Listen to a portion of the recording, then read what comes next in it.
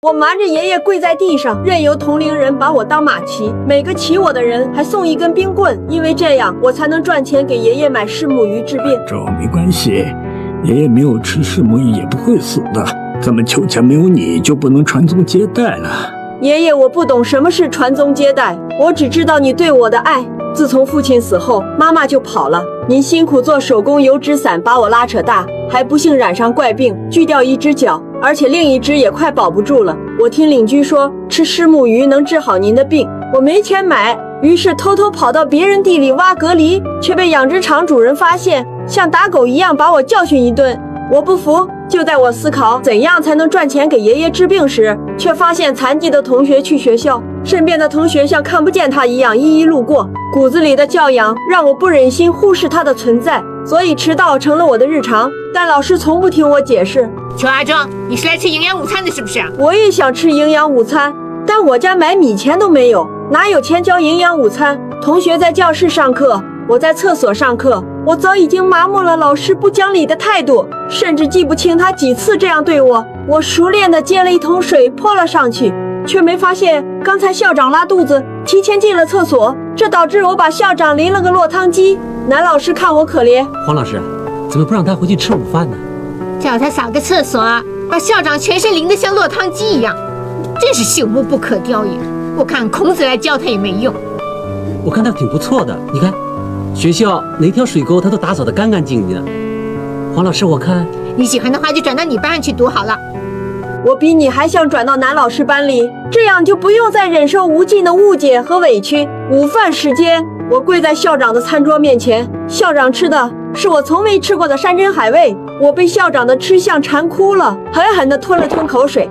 校长不小心没夹稳的萝卜掉地上，我快速捧起，连带上面的泥土塞进嘴里。邱阿忠，你不要那么脏好不好？回去不要读了，回去。老师觉得有我这种学生是他的耻辱，我不敢不听老师的话，背上书包就回家。爷爷知道后，拄拐杖到学校帮我求情，让阿忠用水教你，但说对不起了，对不起。我这个当校长的嘛，当然也是因材施教了。不过你这个娃儿，他根本就无可救药了嘛。那个阿明啊，把这位老先生请出去，我们下班了。校长怎么转头就走了？他讲什么呢？校长的意思是叫你的孩子去卖冰棍算了，不用读书了。起初我以为只要努力学习就能改变校长和老师对我的态度，却没想到根本不用费这么大功夫。请问车阿忠是不是在这一班呢？是你，我是他妈妈。怎么没看见他人呢？阿忠在隔壁扫厕所呢。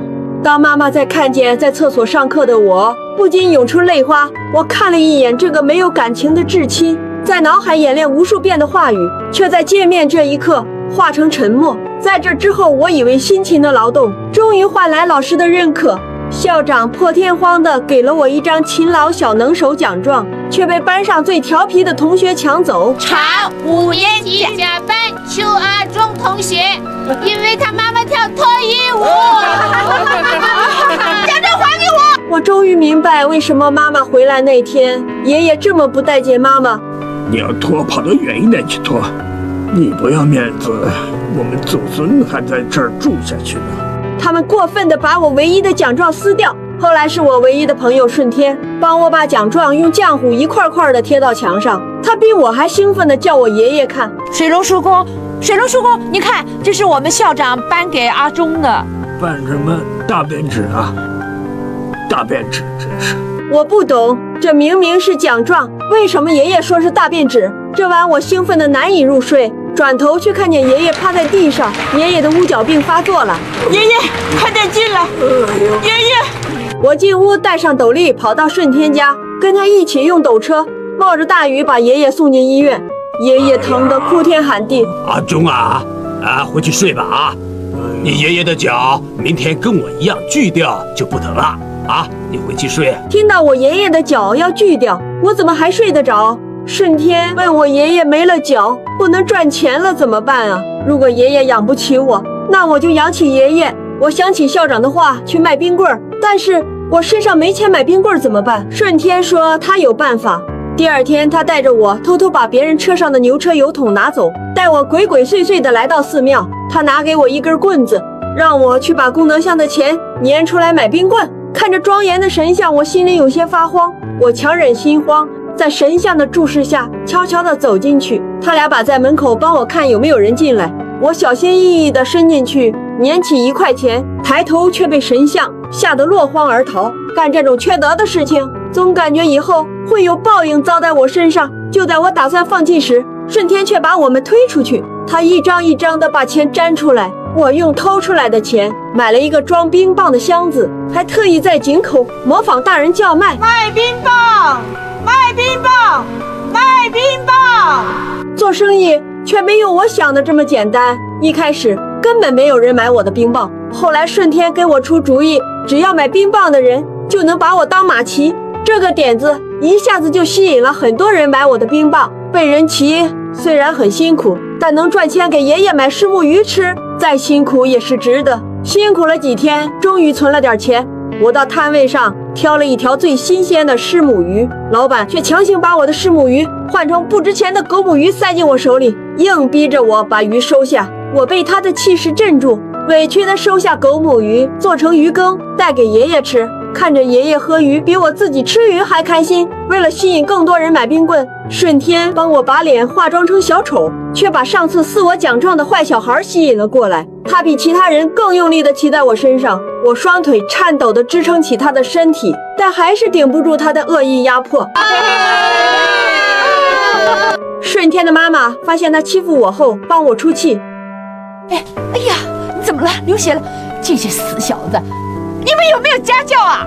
我顾不上伤口疼痛，继续走街串巷。一家人的婚事吸引了我过去，我把箱子取下放在一旁，好奇地看着他们在干嘛，却没注意到我的一箱冰棍被刚才的人偷走了。当我寻找时，他们已经吃得一干二净。我委屈地躲在家里哭了起来。顺天送了一袋喜饼过来，没了冰棍箱子，意味着没办法给爷爷买虱目鱼吃。我心一狠，冲了出去，顾不上之前被打的恐惧，再次跑到上次的养殖场挖蛤蜊。阿忠，不要挖了，我妈叫你到我们家去吃饭。突然，一个大木棒出现在我后面，别跑！跑啊，阿忠！你敢挖我的蛤蜊！我被吓得魂飞魄散，竟忘记出路在哪，直冲冲跑进海里。阿忠，那边的水很深呢。阿忠，阿忠啊，阿忠！爷爷这天从天黑等到天亮，再见我时，我已经在盒子里睡着了。短命的孩子要走了，要打他几下。阿忠啊，你怎么天生这么笨？下辈子投胎要学聪明一点啊！我走后，却收了妈妈寄来的信。阿忠，你的信呢？你的信！阿忠，阿忠，阿忠，妈妈现在来到宜兰礁溪演出，离开咱们故乡芦竹越远，就越思念你。妈妈会认真努力去赚钱，总有一天回去盖一间大瓦房给你和爷爷住。以后咱们就可以装水龙头，就不用再喝井水了。